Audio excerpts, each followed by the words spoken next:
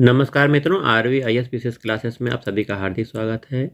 सामान्य हिंदी के महत्वपूर्ण प्रश्नों को लेकर आए हैं जो कि विभिन्न परीक्षाओं में पूछे गए हैं। तो यह वीडियो समीक्षा अधिकारी, सहायक समीक्षा अधिकारी परीक्षा के लिए बहुत महत्वपूर्ण है।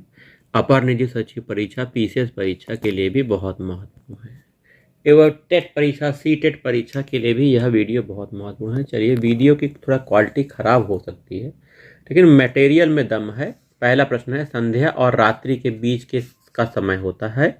तो संध्या और रात्रि के बीच का समय होता है गोधूली। डी ऑप्शन सही। गोधूली संध्या और रात्रि के बीच का समय है।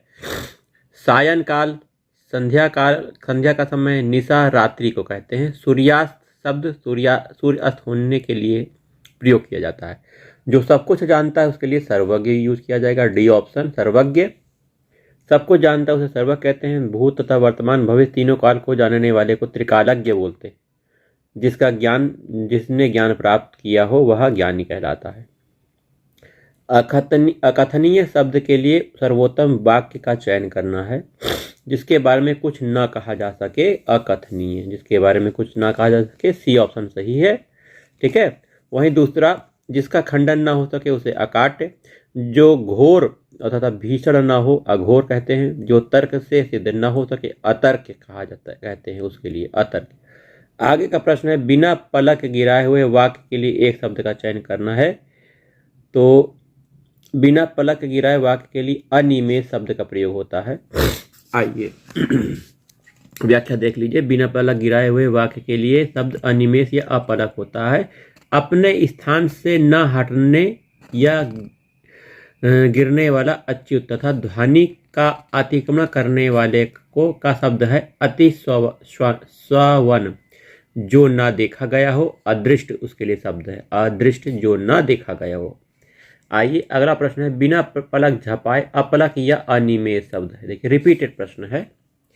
जिस पर किसी का आतंक छाया हो के लिए एक शब्द है आतंकित। ठीक है, क्या शब्द है? आतंकित। आइए, जिस पर किसी का आतंक छाया हो उसके लिए एक शब्द है आतंकित। जो अपनी हत्या कर लेता है उस आत्मघाती कहते हैं उसे।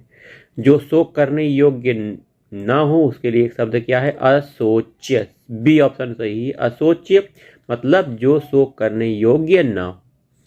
जो शोक करने योग्य ना हो उसके लिए शब्द है अशोच्य।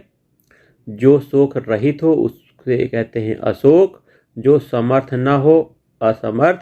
जो शुद्ध या पवित्र ना हो अशौच। ठीक है। जिसे ऊपर कहा गया हो तो उपर्युक्त। ठीक, ऊपर कहा गया हो उपर्युक्त। ठीक है। आइए व्याख्या देख लीजिए थोड़ा सा। जिसे ऊपर कहा गया है उसके लिए उपर्युक्त शब्द यूज किया जाता है। जिससे बढ़कर ऊंचा कोई ना हो उसके लिए शब्द है उच्चतम। ठीक है। जो कहा गया हो उसे कहते हैं कथित। वहीं पर्वत के पास की भूमि को के लिए शब्द है उपत्यका। अगला प्रश्न, जिसके हृदय को चोट पहुंची हो मर्माहत। डी ऑप्शन सही है। मर्माहत याद कर लीजिए। जिसके हृदय को चोट पहुंची है उसके लिए एक शब्द मर्माहत है। देखिए आगे है, देखिए, मन को मोह लेने वाले के लिए एक शब्द है मनमोहक। जिसने मृत्यु को जीत लिया उसके लिए शब्द है मृत्युंजय। अगला प्रश्न है, वह धन जो आधिकारिक रूप से राज्य को मिलता हो उसे बोलते हैं राजस्व। आधिकारिक रूप से राज्य को मिलने वाला धन राजस्व कहलाता है। आर्थिक सहायता को अनुदान कहते हैं। उत्तराधिकार में मिली जायदाद को रिक्त कहते हैं। वहीं ऋण के रूप में आर्थिक सहायता देना तकावी कहलाता है। तकावी एक ऋण है। जिसकी माप तोल हो सके परिमेय कहला जाता है। उसके लिए शब्द बी ऑप्शन सही है। परिमेय। माप तोल हो सके उसके लिए एक शब्द परिमेय है। जो चल ना सके उसे अचल कहते हैं।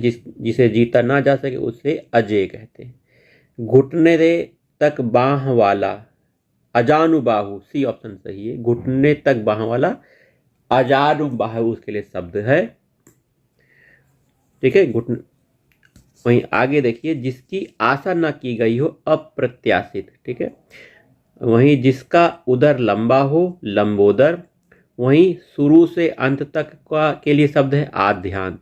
शुरू से अंत तक के लिए शब्द है आद्यांत। याद रखिएगा दोस्तों। आगे के महत्वपूर्ण प्रश्नों को लेकर आए हैं। इसमें प्रश्न है, जिसकी बाह बहुत लंबी है, अजानुबाहु। जिसका ज्ञान इंद्रियों द्वारा ना हो सके, अतीन्द्रिय। बी ऑप्शन सही है। देखिए कई बार पूछा गया है, इंद्रियों द्वारा ज्ञान ना हो सके, अतीन्द्रिय। ठीक है। जिसका अनुभव इंद्रियों द्वारा ना हो सके, अतीन्द्रिय। जो इंद्रियों के ज्ञान के परे हो, अतीन्द्रिय। कई बार पूछा गया इसलिए रिपीट। इंद्रियों को जीत लिया हो जिसने, उसके लिए बोलते हैं जितेंद्रिय। जितेंद्रिय अपनी इंद्रियों को जिसने जीत लिया हो। ठीक है। आइए थोड़े से और प्रश्नों को देख लेते हैं, इंपॉर्टेंट है।